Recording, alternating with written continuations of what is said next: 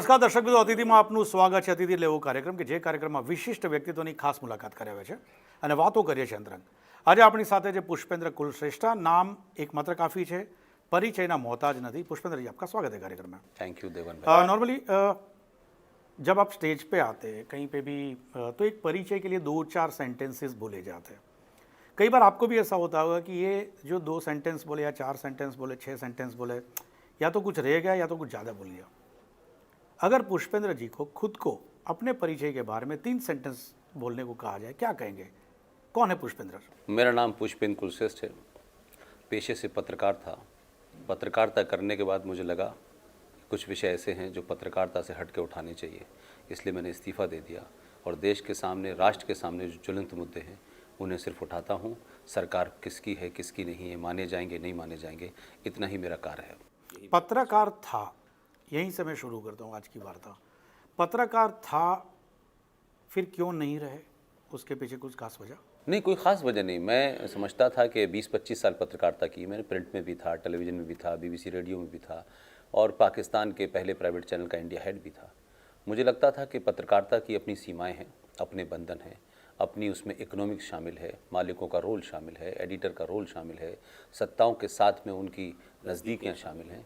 जब आप इन सब के बीच में करते हैं तो बहुत सारी बातें जो आप देखते हैं वो बताते नहीं हैं, क्योंकि आपके अखबार की, आपके टेलीविज़न की अपनी एक एडिटोरियल पॉलिसी होती है और बहुत सारे मुद्दे इन कारणों से इस देश में कभी उठाए नहीं गए. वो मुद्दे इस देश के मीडिया का कभी विषय नहीं बने और मीडिया ने भी डायरेक्टली इनडायरेक्टली, जाने अनजाने में या जानबूझकर इस देश में झूठे नैरेटिवों को आगे बढ़ाया. यहाँ रोकूंगा. ये शो है ना, कन्फेशन के लिए बहुत जाना माना है. आपने बताया कि मीडिया कुछ ना कुछ रीज़न की वजह से परसेप्शन बिल्टअप करता है जो शायद सही नहीं होता है. कन्फेस करना चाहेंगे कि पास्ट में आपने भी कुछ ऐसा किया हो जो आपने बताया कि एडिटोरियल में ऊपर से प्रेशर रहता है, किसी पॉलिटिकल पार्टीज़ का रहता है, किसी और इन्फ्लुएंस हो जाता है जो पत्रकार है. क्या आपने भी कोई गलती की है? कोई आप ऐसे कह लें कि हमने तो पत्रकारिता में रिपोर्टिंग ज़्यादा की है. ये सारी पॉलिसीज़ और गलतियाँ जो हैं वो एडिटोरियल पेज पे होती हैं और एडिटर तय करता है, मालिक तय करते हैं. लेकिन एक गलतियाँ हम उसको गलती कह सकते हैं, लेकिन वो एक सर्वमान एक जुमला था जो चलता था हमारे देश में और वो जुमला था कि सारे धर्म बराबर हैं. वंस अपॉन अ टाइम, जबकि आप बात कर रहे हैं, ये अभी भी चलता है. कुछ लोग अभी भी इसको चलाते हैं. अखबारों में लिखा जाने लगा अगर मस्जिद के अंदर रेप हो जाए तो कहेंगे एक धर्म विशेष के पूजा स्थल में ऐसा हुआ, और मंदिर में अगर रेप की घटना हो जाए तो पुजारी का नाम भी बताएंगे और मंदिर शब्द भी इस्तेमाल करेंगे. तब वो पूजा स्थल इस्तेमाल नहीं करते हैं. और पूजा स्थल it's a very confusing word. तो हमने मुसलमानों की बस्ती में आग लग जाए तो बस्ती का नाम नहीं बताएंगे, मुसलमान मर जाए तो उसका नाम बताएंगे, हिंदू मर जाए तो नाम नहीं बताएंगे. तो हमने जो पत्रकारिता पढ़ी उसमें ये कहा गया कि आपको किसी का नाम नहीं लिखना है. लेकिन हमने अपने दौर में ये भी चेंज देखा कि धीरे धीरे लोगों ने नाम बताना शुरू किए. वो आपकी वजह से हुआ, आपको लगता है? नहीं, हमने देखा ऐसा हुआ. हम I was not a such a big star journalist कि मैं भारतीय पत्रकारिता को मोड़ सकता हूँ. I was a very small journalist. एक आदमी दिल्ली आया, अपनी नौकरी करी, छोटा सीखने की कोशिश की. हम कभी किसी अखबार के एडिटर नहीं रहे. लेकिन BBC जब मैं गया तब मुझे लगा कि यहाँ पत्रकारिता नहीं हो रही, यहाँ तो मिशन पे काम हो रहा है. BBC को तो बहुत न्यूट्रल मीडिया हाउस कहा जाता है. नहीं, ऐसे कहा जाता है. आप ही के ज़माने के जो वर्ल्ड के लोग थे उन्हीं से आगे आते आते अभी की जनरेशन भी सुन रही है. वो मैंने वही कहा कि मैं उस नैरेटिव का हिस्सा ही नहीं था. हमको तो बना बनाया नैरेटिव मिला ना. BBC बायस नहीं हो सकता. BBC न्यूट्रल है. जब ये शब्द थे तो आपको न्यूट्रल का ज्ञान ही नहीं था. आपको लगता था शायद यही जो मापदंड तय कर रहे हैं, ये जो लीग तय कर रहे हैं, यही फाइनल है. जब आप ज़्यादा समझदार होते हैं तो ये सीधा सवाल मैं पूछने की कोशिश करूंगा कि आपको लगता है जो आपने बताया कि जो एक वक्त एक ज़माने में जो होता था, आपने बताया कि अब भी होता है, तो अभी जिस तरह से प्रेजेंटेशन चेंज हुआ है, कई लोगों का ये भी कहना है कि अभी और कोई ग्रुप इन्फ्लुएंस कर रहा है मीडिया को. Is it so? देखिए, दो चीज़ें होती हैं, एक होता है किसी चीज़ की इंटरप्रिटेशन और एक होता है information. If you are giving wrong information तो आपकी इंटरप्रिटेशन भी गलत होगी। अब जो लोग इन्फॉर्मेशन ही गलत दे रहे हैं, लेकिन एक अखबार का एडिटर, बड़ा नाम, भारत सरकार उसको पद्म विभूषण भी देती है, मैं थोड़ी देर के लिए बता रहा हूँ, अखबार का एडिटर होते हुए फ्रंट पेज पे ये खबर अगर छपती है कि आगरा से सेनाएं दिल्ली की तरफ कूच कर गई हैं और दिल्ली के अंदर तख्ता पलट होने जा रहा है, ये छोटी मोटी खबर नहीं है। उस अखबार के एडिटर ने माफ़ी मांगी? उस अखबार के एडिटर ने कभी स्वाभाविक तौर पे कहा कि मैं ये झूठी खबर छापी थी, किसी के कहने पे छापी थी, किसी एजेंडे के तहत छापी थी? इतनी बड़ी खबर जिसके इंटरनेशनल डायमेंशंस हो सकते हैं, लोगों ने अपने राजनीतिक आकाओं को खुश करने के लिए इस देश में एक अनारकी पैदा करने की कोशिश की। किसका एजेंडा था? जो किसी और अखबार ने खबर नहीं छापी, कहीं नहीं आई ये खबर, लेकिन वो क्रांतिकारी अखबार है, उसके बारे में कहा जाता है कि हमेशा इस्टेब्लिशमेंट के खिलाफ रहा है। वही लोग आज अखबारों से निकाल दिए गए, बेरोजगार हो गए, तो 20-20 करोड़ रुपया बड़े बड़े धनाढ्य लोगों से लेकर के छोटा छोटा यूट्यूब चलाते हैं और आज भी मिस इन्फॉर्मेशन कर रहे हैं। आपकी इंटरप्रिटेशन पे मुझे कोई एतराज नहीं है, आप किस तरीके से किसी चीज को सॉल्व कर रहे हैं। मिस इन्फॉर्मेशन ये कतई मंजूर नहीं।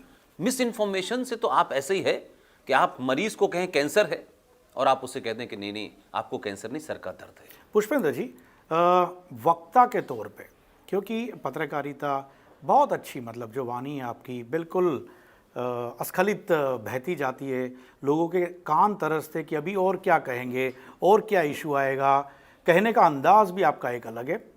ये चीज़ें ना सिखाई नहीं जाती, सीखी नहीं जाती, ये इनबिल्ट होती है। पुष्पेंद्र जी अच्छे ओरेटर कब एस्टैब्लिश हुए? स्कूल में, कॉलेज में, या जब जर्नलिज्म ज्वाइन किया, कब किसी ने बताया कि नहीं ये बंदा है ना, ये छोकरा बोलता जोरदार है? ये कब हुआ? देखिए, मैं जहाँ पला बढ़ा, जहाँ पैदा हुआ, वहाँ हिंदू के लिए कोई बहुत बड़ा स्कोप नहीं था। स्कूल में मैं बहुत एक्टिव था, लेकिन कभी ओरेटरी कोई चीज़ होती है इसका अंदाज़ा नहीं था। और मैं बचपन में बड़ा शाय आदमी था, मतलब मैं तो अभी मतलब बदला ले रहे हो? हाँ, नहीं मतलब शाय का ये मतलब जो इतने साल में शायर है ना, आज मैं डेवलप करके जाऊंगा नहीं, बाकी नहीं, बची जिंदगी में। ऐसा नहीं है। लेकिन होता यह है कि देखिए, कुछ चीज़ें आप पढ़ के बोलते हैं जी, और कोई अंदर कुछ जहन से आती। और कुछ चीज़ें आप जीते हैं। मैंने जो कुछ आज बोला है वो मेरी माँ ने, मेरी बहनों ने, मेरे पिता ने अलीगढ़ मुस्लिम विश्वविद्यालय में 40 साल तक जिया है। नहीं, ये ऑरेटरी, ये मैं वॉइस वही- मॉड्यूलेशन, मैं ये पीच, हाँ उसी मैं उस पर सेकंड पार्ट पे आता हूँ। पहले तो कंटेंट होना आपके पास। नॉलेज जरूरी है। अगर मॉड्यूलेशन बहुत अच्छा है तो बोलेंगे कि अगर कंटेंट नहीं है तो जो कंटेंट आया, कंटेंट था मेरे पास। लेकिन पत्रकारिता ने मुझे वास्ट लोगों से मिलने का मौका दिया और ऊपर वाले की कोई मेहरबानी रही होगी कि हमको बचपन में, क्योंकि अलीगढ़ मुस्लिम विश्वविद्यालय में थे, तो हमने उर्दू पढ़ी। उर्दू हमारी ज़बान थी, हिंदी हम जानते नहीं थे, और इस्लाम हमने पढ़ा, कुरान हमने पढ़ा। तो उर्दू की चाशनी और हिंदी के शब्द उसमें मिक्स करने के बाद जो बात आपको लगती है वो पुष्पेंद्र की ओरेटरी नज़र आती है। लिहाजा कोई इसकी ट्रेनिंग नहीं है और ओरेटरी किसी को सिखाई नहीं जा सकती। आप डायलॉग तो किसी को सिखा सकते हैं कि 3 बार बोलें, 4 बार बोलें और वो उसके बाद में कोई बात बोल दे। लेकिन मेरा मानना है कि अगर आपके मन में, जो आप मन में है वही आपके दिमाग में है और आप कन्विंस्ड हैं, तो फिर शब्द भी आपके निकलेंगे, हाई पिच, लो पिच होगी। वो मैं कभी करता नहीं, वो ऑटोमेटिक ऐसा होता है। रोकूंगा यहाँ पे, वक्त हुआ छोटे से ब्रेक के बाद। दर्शक मित्रों, नानकड़ा विराम बाद पुष्पेंद्र जीनी वातो बीजा तबक्कानी।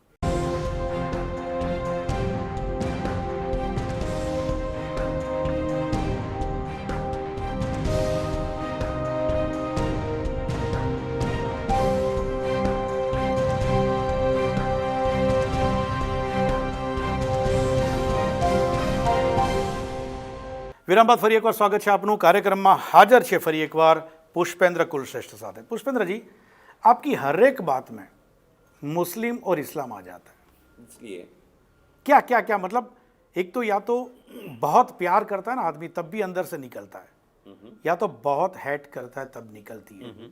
ये क्या है क्या? क्योंकि इतने साल का प्यार और बाद में परिवर्तित हो गया हेट में। पढ़ाई, आपने बताया बचपन, उर्दू की चाशनी, उसमें आप घुले डुले, उसके बाद अचानक हेट और लव स्टोरी मुझे दिख रही है आपकी हर एक स्पीच में। एक जमाने में प्यार किया, बहुत स्टडी किया, डीपली अंदर आप घुस गए इस्लाम में, बाद में अचानक हेट स्पीच। ये मुस्लिम और इस्लाम के बिना पुष्पेंद्र कुलश्रेष्ठ का कोई भी लेक्चर क्या हो ही नहीं सकता। क्योंकि एक पत्रकार, मैं इसलिए पूछ रहा हूँ, एक पत्रकार होता है ना, उसके पास बहुत सारे सब्जेक्ट होते हैं, लेकिन ये पत्रकार सिर्फ 2 सब्जेक्ट के अंदर सीमित रह गया है। रहना चाहते या किसी ने रहने को कहा गया है। आपने कहा ये पत्रकार रह गया है, मैंने इसीलिए पत्रकारिता छोड़ दी है। मुझे अपने नाम के आगे कोई ये कहे कि आप पत्रकार हैं, इस पे एतराज़ है। मैं पत्रकार था, और जब तक था तो जो पत्रकारिता के मापदंड थे वो मैंने पूरे किए। आपका दूसरा सवाल है विच इज़ हाईली ऑब्जेक्शनेबल। सवाल ये है कि मुसलमानों से हेट जो है, ये जो शब्द आपने हेट इस्तेमाल किया है, या तो आपने मेरी स्पीचें सुनी नहीं है, या आपने इस देश में पिछले कई सौ सालों से बनी बनाए झूठे मक्कारी के नैरेटिव को ये समझ लिया है कि यही सच है। मैंने आज तक किसी मुसलमान और इस्लाम के खिलाफ हेट स्पीच नहीं दी, इसलिए आपको असदुद्दीन ओवैसी की भाषा में हेट एंटी हिंदू और पुष्पेंद्र में हेट इस्लाम नजर आता है, क्योंकि आप इस्लाम के बारे में या तो जानकार नहीं है। ओवैसी भी यही कहते हैं, ओवैसी भी यही कहते हैं। जब हमने पूछा था तो बोला मैं भी हेट स्पीच नहीं देता। No no no no, hate speech है तभी मुकदमा हुआ है। अकबरुद्दीन के खिलाफ मुकदमा हुआ, वो हेट स्पीच के कारण हुआ, भारत के संविधान के उल्लंघन में हुआ। मैंने आज तक एक भी हेट स्पीच नहीं दी, और हेट स्पीच का जिस दिन मेरे ऊपर मुकदमा होगा, मैं साबित करूंगा कि मैं कौन सी बात कहां से कह रहा हूं और किस संदर्भ में कह रहा हूं। मैंने कभी नहीं कहा कि 15 मिनट का टाइम दे दो मुसलमानों को, हम बता देंगे क्या है। यह है हेट स्पीच।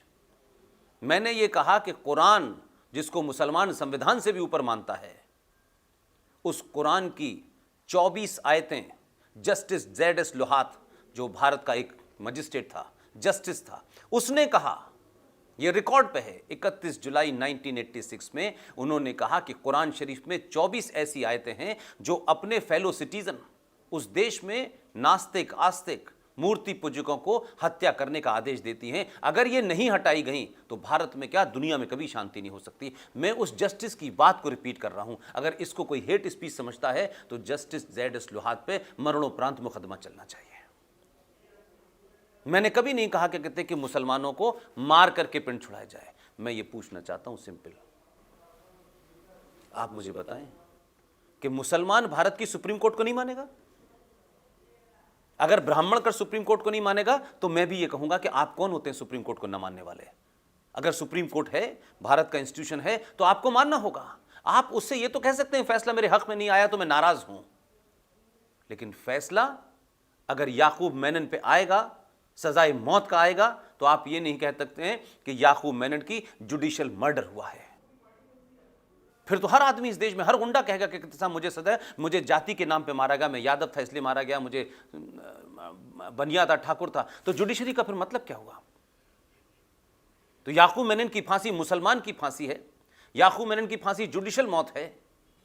और अखलाक, एक आदमी गाजियाबाद में उसे भीड़ मारती है, मैंने बार बार ये कहा, वो भीड़ ने जस्टिफाई काम नहीं किया, गलत है। लेकिन एक आदमी का मरना, तो इस देश में मॉब लिंचिंग होती है, अखबार छापते हैं, मीडिया छापता है। सुप्रीम कोर्ट भी कहती है we are not ready to accept lynchistan in India. लेकिन यही सुप्रीम कोर्ट है, यही भारत है। औरंगजेब और बाबर के जमाने की बात नहीं करता मैं। पूछना चाहता हूं, 2500 कश्मीरी हिंदू पंडितों को उनके साथी पड़ोसी मुसलमानों ने उनकी पूजा और पद्धति के कारण मारा। 5 लाख कश्मीरी हिंदू पंडित दिल्ली के अंदर INA मार्केट के बाहर जगह जगह फुटपाथ पे आज सिगरेट और बीड़ी बेचते हैं। ये वो लोग हैं जिनके 10-10 एकड़ में मकान थे, 10-10, 12-12 कमरों के इनके मकान थे। उन्होंने आज तक किसी मुसलमान को गाली तक नहीं दी, ऊंचे शब्दों में नहीं बोले।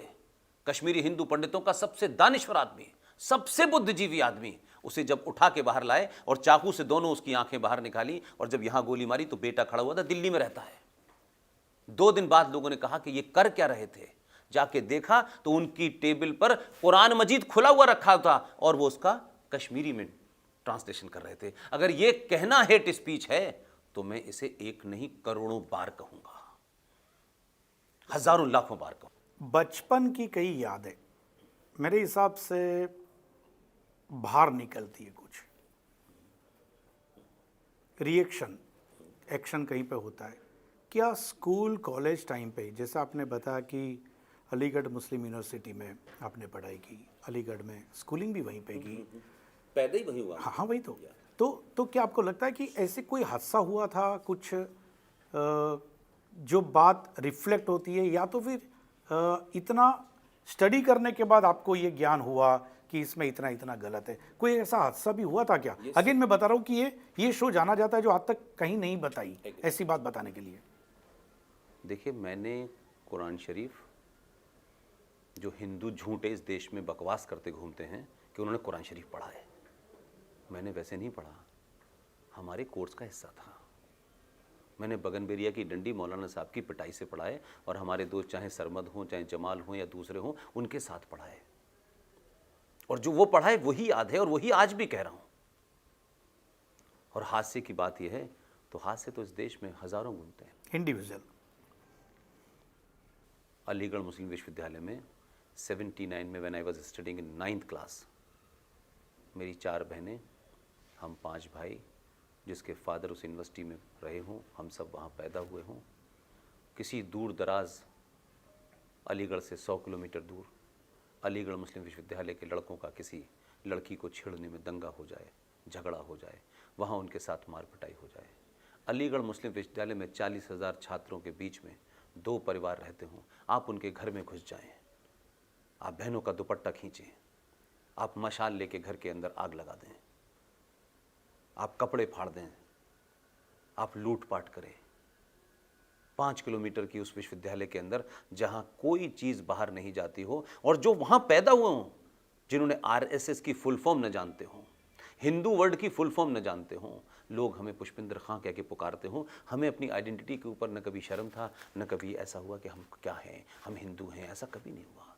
79 में 40,000 मुसलमानों ने, पढ़े लिखे मुसलमानों ने, इंटेलेक्चुअल मुसलमानों ने, जाहिल सब्जी बेचने वालों ने नहीं, कि नहीं साहब वो जो होता है इंटेलेक्चुअल मुसलमान पढ़ा लिखा होता है और कट्टर होता है, आसपास की सारी दुकानें जला दी।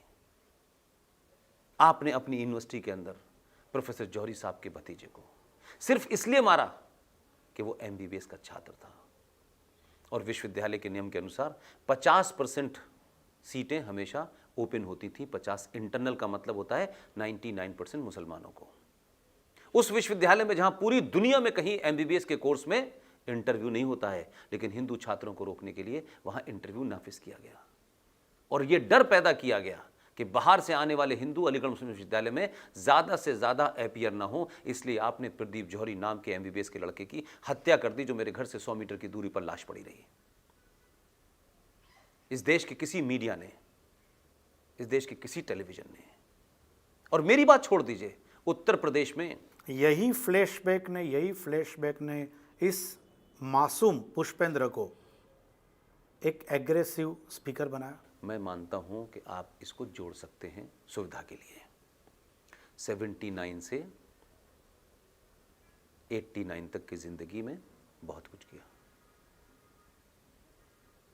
और पत्रकारिता में आकर के इस, जिसको आप कहते हैं कि इससे ड्राइव हुआ, कोई स्टोरी आज तक इस बुनियाद पे नहीं लगी। तो पुष्पेंद्र जी, सवाल ये होता है कि इतना सारा देखा आपने इस यूनिवर्सिटी में, बचपन में नज़र के सामने ये सब देखा, तो फिर पाकिस्तानी चैनल क्यों?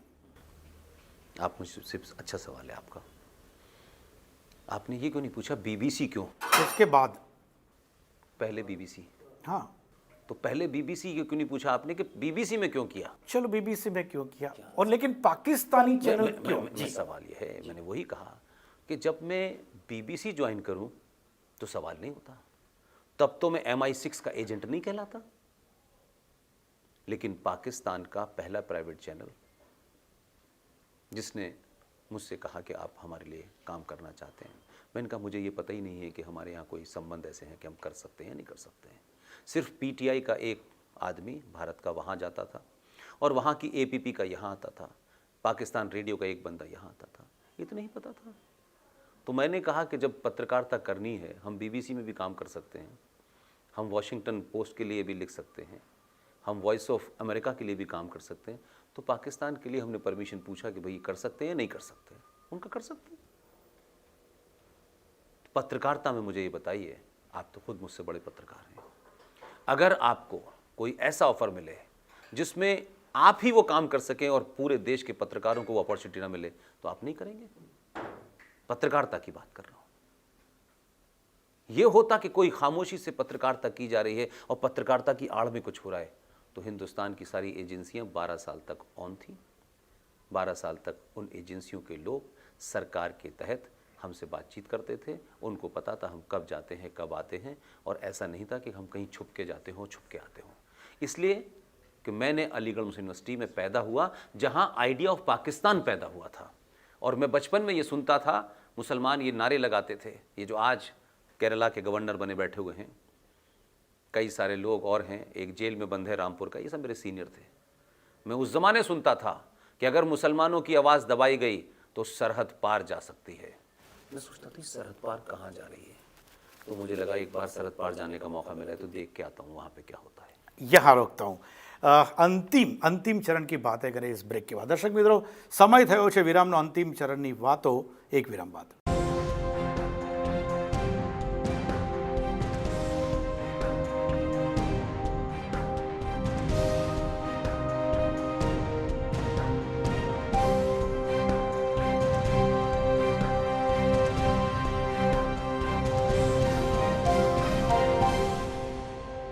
વિરામ બાદ ફરી એકવાર સ્વાગત છે આપનું કાર્યક્રમ અતિથિમાં પુષ્પેન્દ્રજી સાથેની વાતો અંતિમ चरण में। पुष्पेंद्र जी, बहुत भारी भरकम माहौल बना दिया ये ब्रेक से पहले 2 चरण में। मासूमियत हर एक इंसान में होती है, एक बचपना हर एक इंसान में होता है, एक प्यारा सा इंसान हर एक इंसान में होता है। प्यार की बातें करें, प्यार अभी तक जो हुआ है, ऐसी अगेन एक बात जो आज तक इतनी नहीं आई, क्या कभी लाइफ में कोई प्यारा सा इंसान मिला हो जिससे लगा हो कि यार ये मेरी जीवन में खुशहाली ला सकता है? मैं समझता हूँ कि कोई आपके जीवन में खुशहाली नहीं ला सकता। अगर जीवन में लोग एक दूसरे की खुशहाली ला रहे होते तो आज भारत ये नहीं होता। हाँ, मैं इस सफ़र में 2 लोगों को याद रखता हूँ। जब मैं नया नया दिल्ली आया था और मुझे दिल्ली में ये ग्रामर नहीं पता थी कि पत्रकारिता के यहाँ की ग्रामर क्या है, क्योंकि दिल्ली को कुछ और सोचते थे, हम कुछ और आइडिया से पढ़ के आए थे। तो दिल्ली में लगता था कि हम हर एक से कहते थे कि प्लीज़ प्लीज़ आप बैठिए बैठिए बैठिए, आप। पता चला कि जब तक धक्का ना दो तो आगे वाला आपको आगे नहीं आने देता। तो हमने एक कल्चर्ड प्लेस से आए थे, बड़े सहनशील जगह से आए थे, बड़ी अदब की दुनिया से आए थे, लेकिन दिल्ली ने उस दौड़ में धक्का देना सिखा दिया। और उस दौर में एक बेहतरीन इंसान जो मेरे पत्रकारिता के गुरु थे, उन्होंने उर्दू में पत्रकारिता की थी, बाद में टाइम्स ऑफ इंडिया के ब्यूरो चीफ रहे, और बहुत ही मज़े के आदमी, रॉयल आदमी थे। और उन्होंने मुझे बताया कि दिल्ली में इस प्रोफेशन में जीना है तो अगर खाना ना भी खाया हो 2 दिन तक, तब भी टूथपिक से दांतों को कुरेदते रहना। ये बड़ी बेरहम जगह है, यहाँ आपकी क्या तकलीफ़ है अगर ये बता दिया तो लोग इसी को एक्सप्लॉइट कर लेंगे। तो बहुत सारी तकलीफ़ें उस स्ट्रगल में हुई। पैसे नहीं थे, चाय पीने के पैसे नहीं हुआ करते थे, तो सोचते थे कौन पैसे चाय पिला देगा। तो क्योंकि वो एक ऐसा घर था, उनके साथ रिश्ता ऐसा हो गया कि मैं जब भी कभी उनके घर जाता था तो वो ये पूछते ही नहीं थी उनकी पत्नी मुझसे, बस वो खाना खिला देती थी, तो लगता था कि बस हो गया। एक योगेंद्र बाली जो अब इस दुनिया में नहीं है, नवालाल नेहरू के प्रेस सेक्रेटरी थे वो। और एक जब ये दौर शुरू किया तो मैंने पत्रकारिता से इस्तीफ़ा मैंने नहीं दिया, लेफ्टिनेंट कह रहा हूँ, कर्नल RSN सिंह और GD बख्शी ने एक दिन मुझे पकड़ा और कहा कि जिन विषय के तुम जानकार हो जो तुम्हारी बैकग्राउंड है।